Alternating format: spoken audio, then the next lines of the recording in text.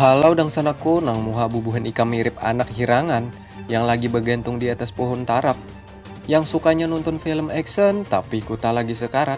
Tenang, kali ini saya akan berbagi alur film The Gangster, The Cop, The Devil. Film ini menceritakan kumpulan para gangster dan para polisi yang kewalahan untuk menangkap satu orang psikopat saja. Dan film ini tentunya sangat banyak adegan pertikaiannya. Daripada berlama-lama, yuk langsung saja kita masuk ke videonya. Tanpa intro, tanpa dengaran nyinyiran netizen yang mulutnya bau gaduk. Tabuk sakataraan, baki jok dan sana. Di awal film, kita diperlihatkan seorang pengendara mobil yang belum diketahui namanya. Saat itu, dia saling kejar-kejaran dengan mobil yang ada di depannya. Ketika cukup lama, akhirnya pengendara yang di belakang mampu menabrak pengendara yang ada di depannya. Lantas saja orang itu keluar dengan niat ingin memfotonya, agar nantinya mendapatkan asuransi.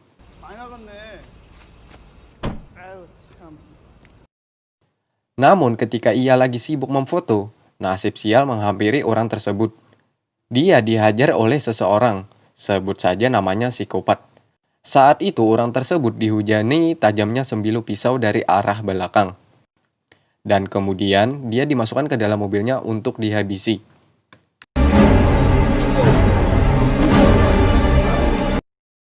Siang harinya, di tengah ramainya kota, ada dua anggota polisi namanya Jong Tae-suk dan Tiwadak Bangai, yang rencananya ingin ke tempat TKP. Namun, ketika di tengah macetnya perjalanan, Tae-suk melihat segerombolan gangster yang sedang berada di depan bar.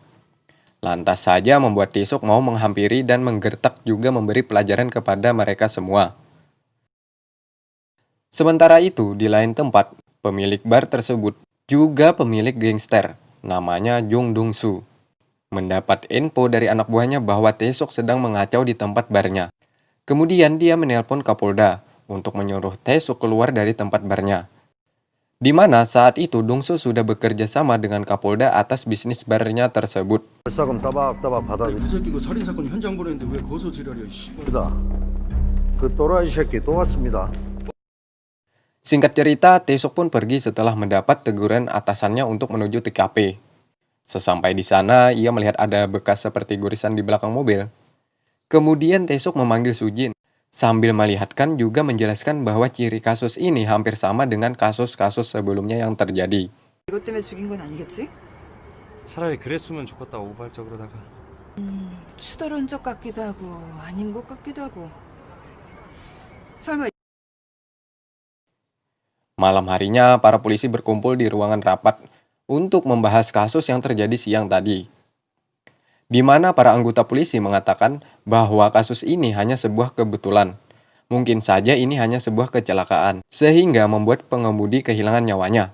Namun, saat itu juga, Tae-suk mengatakan bahwa kasus ini adalah pembunuhan berantai yang dilakukan orang yang sama. Di mana saat itu Tae-suk mengatakan kepada mereka semua, dalam 1 bulan ini sudah ada 3 kasus yang serupa dengan barang bukti yang sama.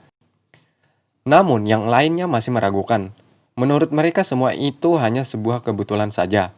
Dan akhirnya Tae-suk pun berjanji akan mengungkap kasus ini dan membuktikan bahwa tuduhannya itu adalah sebuah kebenaran. 이거 현재로서는 강도 살해 가능성이 제일 다 높으니까 1팀이 맡아서 그 1팀장 불러. 발자국, 혈흔, 채무, 지문, 기타 등등 전무합니다. Sementara itu di tempat lain, Dong-soo saat itu sedang bertemu dengan saingan bisnisnya yakni bernama Sandu di sebuah bar. Dia adalah saingan terberatnya dalam persaingan bisnis perjudian.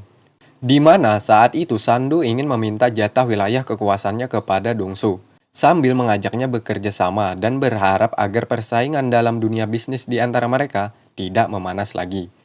Namun Dong-soo membayangkan sesuatu tidak baik untuk kedepannya, dan ia tidak ingin nantinya kekuasaannya diambil alih oleh Sandu. Akhirnya ia menolak ajakan Sandu, dan akhirnya pertemuan mereka saat itu tidak berjalan dengan baik.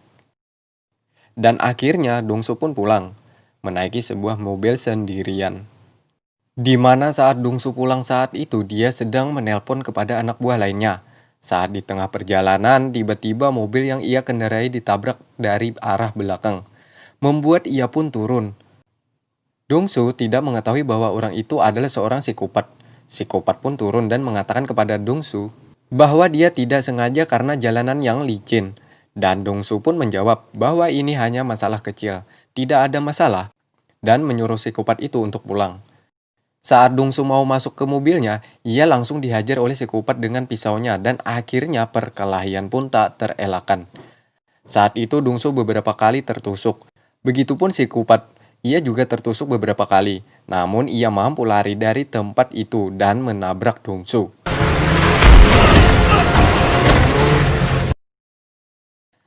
Dan psikopat pun lari ke pedesaan, di mana saat itu dia masih sempat-sempatnya untuk menghabisi penduduk sekitar sana.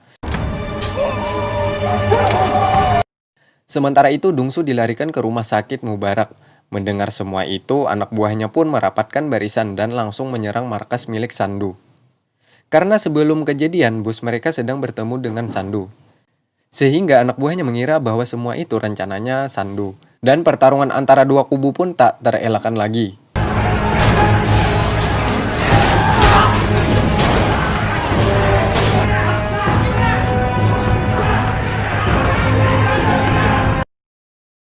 Setelah beberapa hari, Dongsu pun mulai membaik dan mengatakan kepada salah satu anak buahnya bahwa pelaku itu bukan dari pihak Sandu. Nah, saat itu juga Taesuk datang dan menanyakan kepada Dongsu tentang kejadian kemarin. Namun Dongsu tidak ingin polisi ikutan dalam urusannya. Dia dan anak buahnya yang akan menangkap orang itu nantinya. Dan menyuruh Taesuk untuk pergi dari tempatnya. Dan akhirnya Taesuk pun pergi, di mana saat itu dia langsung mencari mobil Dongsu yang ia pakai kemarin. Setelah ketemu, ia pun melihat ciri-ciri kesamaan dari kasus pembunuhan sebelumnya, di mana bagian belakang mobilnya ada gurisan bekas tabrakan. Dan ia pun sekali lagi mengambil foto untuk dijadikan bukti nantinya. Malam harinya psikopat berulah lagi. Saat itu ia mendatangi pengendara truk yang sedang menelpon. Dan tanpa basa-basi ia langsung menghujamkan pisaunya ke perut driver truk tersebut. Kemudian dia membawa truk itu. Namun saat tak jauh berjalan dari TKP, ternyata di belakang sana masih ada teman korban yang terbangun dari mimpi basahnya. Lantas saja hal itu membuat psikopat menghabisinya lagi. Nah, saat menghabisi itulah pisau milik psikopat pun terjatuh. Dan akhirnya pisau tersebut jatuh ke tangan anak buah Dongsu. Namun Dongsu sedikit kesusahan karena keterbatasan alat. Akhirnya ia memanggil Taesuk untuk diajaknya kerjasama untuk melacak keberadaan psikopat. Nah, saat inilah Dongsu dan Taesuk bekerja sama untuk menangkap psikopat tersebut. Di mana Dongsu nantinya akan mengarahkan anak buahnya membantu Taesuk agar tugasnya lebih mudah untuk memecahkan kasus pembunuhan berantai ini, di mana saat ini psikopat tersebut melakukan pembunuhannya secara acak dan tidak mengenal siapapun musuhnya. Ia tak segan untuk menghabisi. Kalau di Indonesia psikopat ini disebut ada sedikit kelainan jiwa. Namun di sana orang seperti ini harus dihajar, nyawa dibayar nyawa, atau setidaknya dipenjara. Sebelumnya, Dongsu sudah menyuruh orang lain untuk menggambarkan sketsa wajah psikopat tersebut dengan dendam membara dan daya ingatnya yang tinggi, dan akhirnya sketsa tersebut hampir mirip dengan wajah aslinya. Singkat cerita, Dongsu saat itu menyuruh anak buahnya membunuh Sandu dengan pisau milik psikopat karena dia takut nantinya bisnis judinya akan tersaingi. Dan tugas itu pun dilaksanakan dengan baik oleh anak buahnya, menghabisi Sandu tanpa ampun. Alhasil, Taesuk yang mengetahui bahwa ketua gangster lainnya terbunuh, di mana pisau masih menancap di perut korban. Sehingga ia marah kepada Dongsu dan langsung mencarinya. Taesuk saat itu mengetahui bahwa yang membunuh Sandu adalah Dongsu dan ia langsung memukulinya. Namun karena tubuh Dongsu yang besar, pukulan tersebut tak ada pengaruh sedikit pun. Malah Taesuk yang diserang balik.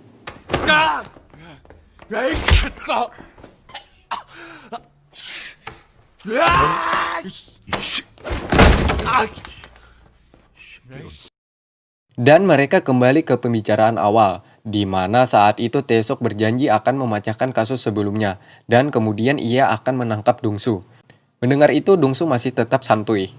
Dan mereka pun melanjutkan misi penangkapan psikopat itu. Esok harinya, Dongsu hadir ke acara pemakaman Sandu, dengan memberi salam hormat terakhir di hadapan kubur Sandu. Saat itu juga si Kupat hadir di dalam acara tersebut dan memberikan secari kertas kepada penjaga di sana yang bertuliskan, "Bukan saya yang membunuh, pisau saya dicuri orang lain." Kemudian si Kupat tersebut pun pulang, di mana saat itu dia sempat-sempatnya lagi untuk menghabisi nyawa orang lain. Di sini kita sudah mengetahui bahwa dia si Kupat yang kejam. Dia menghabisi orang lain secara acak. Siapapun yang ada di depannya, itulah targetnya. Dasar bungel. Sementara itu, di lain tempat di mana Taesuk dan Sungdu sedang mencari sidik jari dari mobil si Kupat.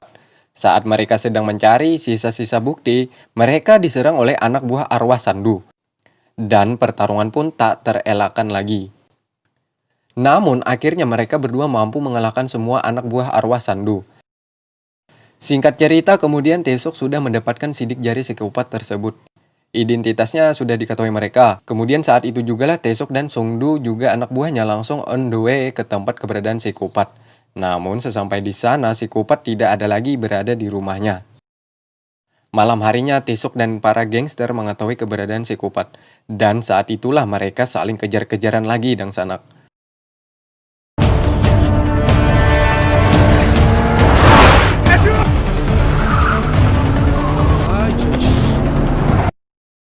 Setelah lama aksi kejar-kejaran, akhirnya mereka mampu menabrak mobilnya. Namun saat itu juga dia mampu lari.